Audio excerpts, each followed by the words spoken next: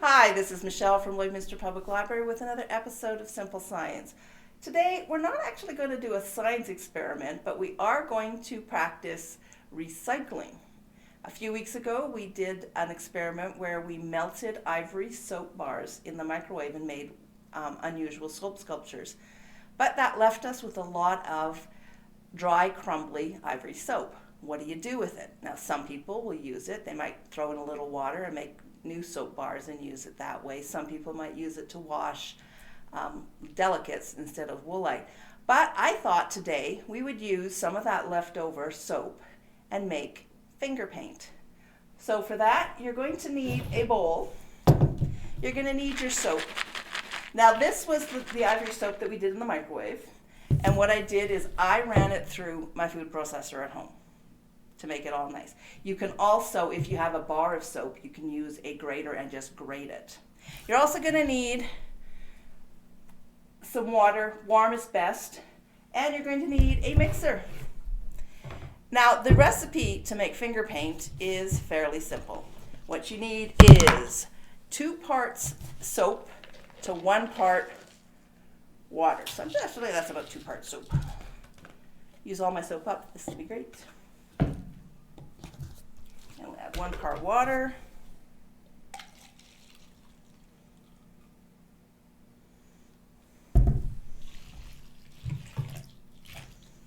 And you're just going to take the mixer and we're going to mix.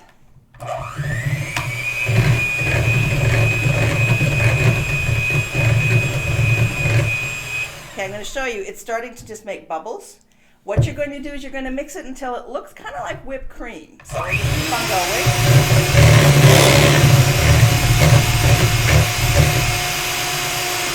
Now this is going to take a while, so we'll come back once I've got it all and then print paints. Okay, so now we have our bowl of whipped cream soap. And now you can use finger paint just white, and you can use it on paper, or we could paint on our table. But you can also maybe do some color. Now you can use either food coloring or tempera paint, washable paint. You can use the liquid stuff that we have here, or you can use the powdered stuff. And what you do is, I'm just going to make just a little bit. I don't think I need all this orange. I'll just make. Now the more you add, the darker your color is going to be. We'll just see that. And we'll just mix it up.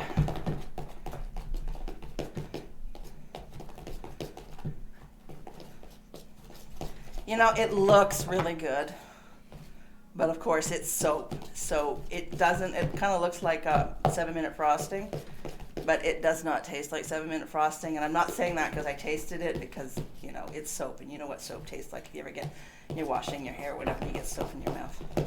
So there we go. Now what you can do is you can, like I say, use it as a finger paint. You can do it on paper. You can do it on, what I like to do is I like to put this stuff on windows, and not always with my fingers. You can use paintbrushes. I made some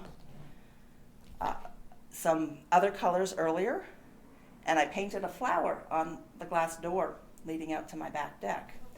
And this is some of the paint I used for that. This was made over a week ago, and this I used food coloring. And it is still soft. You can still paint with it. I'm gonna have to wash the table when I'm done. And that. But yeah, so you can do that. It's a fun craft. If you paint on your windows, all you need is a basin of water and a sponge to get it off afterwards.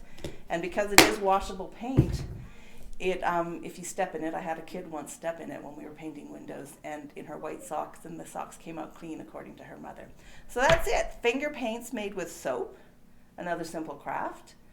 And tune in next time for another simple science experiment where I may or may not blow things up.